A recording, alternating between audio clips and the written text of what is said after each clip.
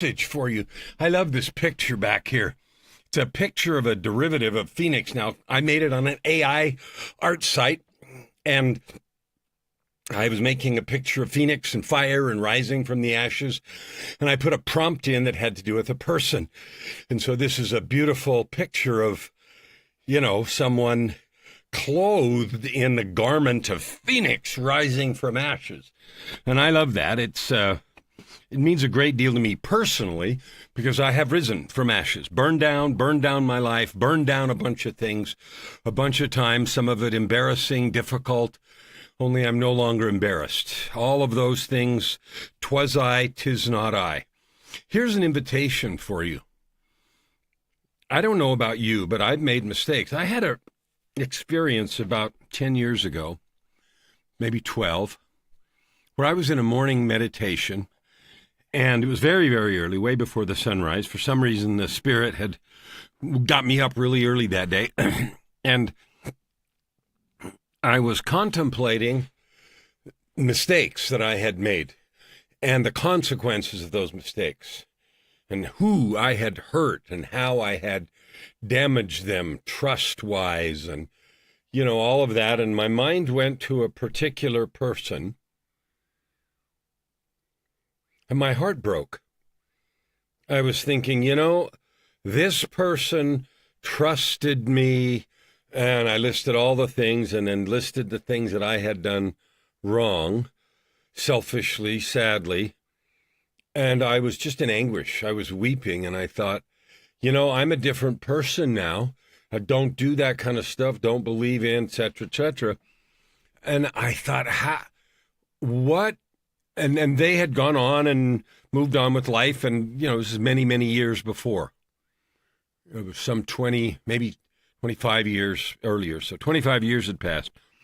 But my mind was consumed with the idea of, if I take something from someone, if I steal a nickel, I'm going to give it back. It doesn't matter what the amount is. Return it. Do what you can to make it right. Restitution, recompense, right? But in most things, especially when it comes to matters of the heart or character or honesty or reputation or trust, you can't fix that. You can't unsay. You can't uncheat. You can't unsteal. That really bothered me. It just weighed like an anchor on my heart, like a fishhook in my flesh. I was just in agony, weeping, and I thought, how can I ever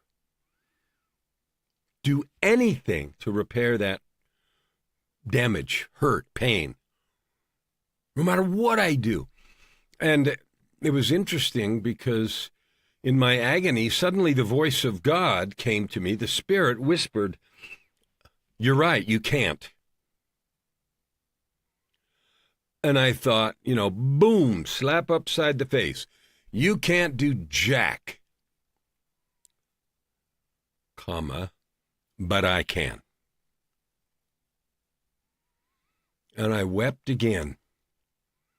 I wept again at the willingness of God Almighty to help, it was just me, but any of us by extension, repair the mistakes we've made. And I've had that and other experiences, but what it's come to mean and what I understand now is we have the opportunity to notice where we are and painfully notice mistakes, poor choices, places we've been cruel or unkind or selfish. Notice those things. And what we can do is we can choose to be different. And that doesn't fix what happened. What you said, what you did that was wrong or cruel or unkind or unfaithful or whatever before. But there's two parts here. One is we choose to change. And from that moment on, be better, no more choosing bad, etc., etc. The second part is we do what we can, what is available to do, apologize, make restitution or recompense for things that we have done. So those are the two things that we can do. Do the best we can to fix it, and then, in the scriptural words, go and sin no more, but just, change who you're being. Shakespeare, 'twas I, 'tis not I. Both of those things require humility, which is today's episode, to power of humility. They really require you, me, to be humble, eat humble pie, no arrogance, no minimizing, no denial. This is what I did. Oh, no, I would never do that again. I am truly, deeply sorry. How can I fix that? Now, in our society today, we assign money. Pay me a bunch of money. Okay. Sometimes that's available and sometimes it's not. Even so, it doesn't fix anything. It may make the pain more bearable, paying for expenses and fixing what you can, and then add on some, extra money for punishment or for pain and suffering or whatever. But truly nothing is fixed. But no matter what it is, it takes humility, the willingness to abase yourself, to subject yourself to whatever consequences there are, and do what you can to fix stuff. And then change who you're being. So I wanted to talk about the power of humility, and it's in the context of this wind horse, the bracelet we've been talking about. The final color is yellow earth. The first was blue, which is sky. Blue is sky, and it stood for peace and healing and stability. The white was air, which is purity, clarity, and wisdom. The third one was fire, which was the red one, and that's power, strength, and good fortune. The fourth one was water, which is balance, harmony, and growth. And the fifth one, the last one, is yellow, which is earth.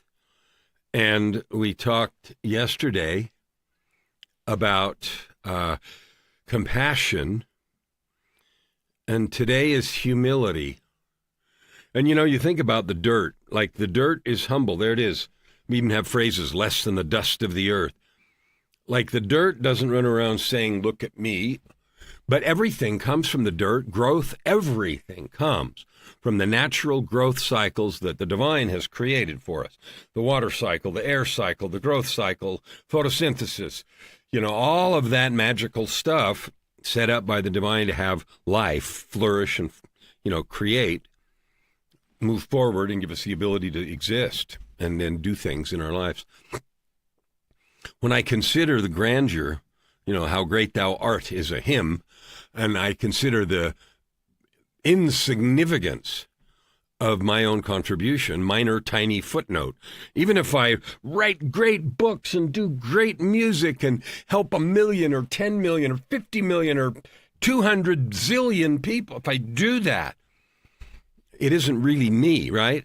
The dirt grows the food. God gives the wisdom and the strength and the courage and this beautiful gift of repair.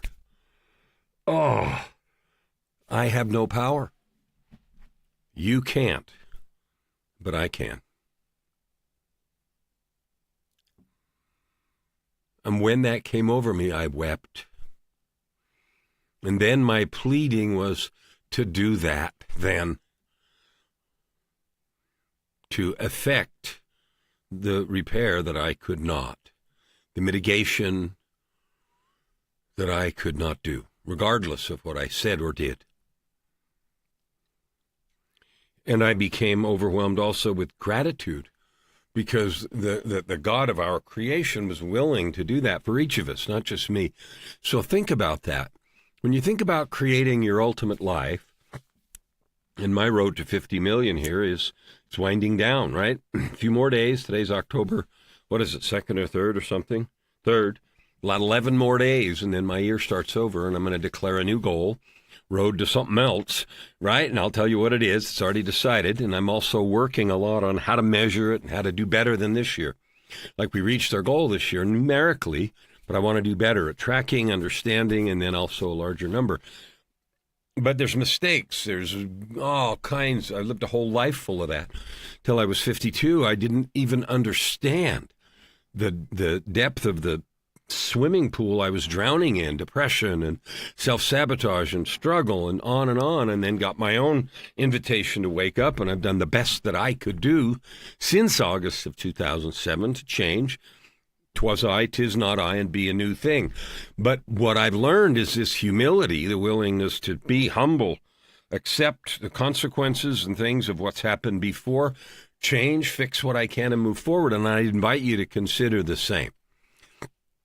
Here's what I know. I know from my own bitter experience that we all make mistakes and do dumb things. I also know that there is a process to repair those things as best we can and then trust God.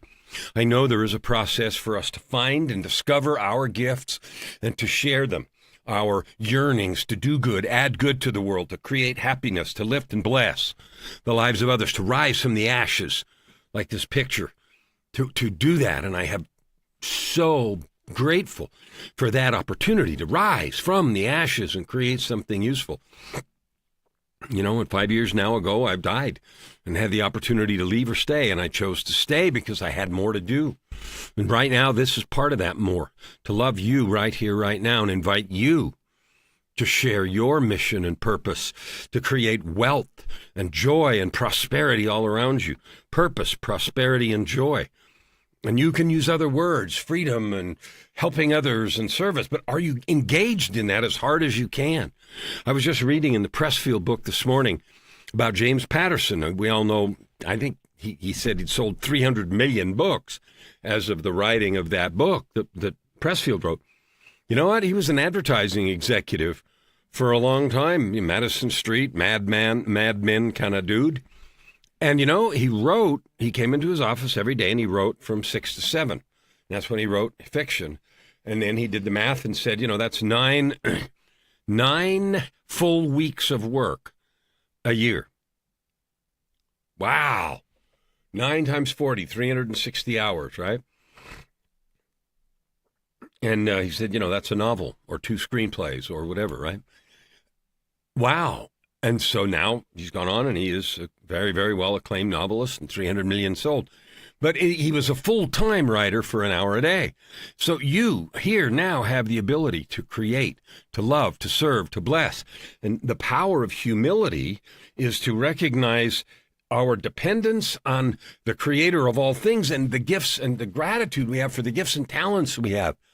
Oh, you have the ability. I don't care where you are, where you're stuck, or if you're not stuck, with the stories you have about why you can or can't do something. They're not true. Any negative voice is not true. It's only true and powerful as long as you let it. You can start right here, right now. And my goal here is to help. So I'm offering all the help that I can. I have a podcast. If you're a messenger or a visionary or a movement maker, I have a podcast. I'd love to have you on Your Ultimate Life. If you want, I have an LA Talk radio show. I want to help you spread your mission and message. And write to me. The email address is meetwithkellen@gmail.com. Meetwithkellen@gmail.com, and tell me what you want. Because my goal is to help you with your mission and message. That's it. That's what I do. And I have my own, but part of that is to serve and love and bless and help you. And one of the things that I've had to wade through is this humility thing. The power of humility, to realize of my own self, I'm nothing. I'm Jack. And at the same time, I'm a precious son of God, and so are you, son or daughter. And you have infinite worth and infinite capability. And the thing that keeps us locked up in chains and below our possibility is we just don't believe, and we are not willing to go get the help we need, to be humble, to create it. You know, when I paid for coaches or bought things, I didn't have the money. It doesn't matter. I wanted the thing. So I created the opportunity. Sometimes it was money, sometimes other ways, but I created the opportunity because I yearned to have it. You can have anything you want. Humility is a key. Determination is a key. Commitment is a key. And you have all of those things riveted to your soul because of who you are. I offer my help.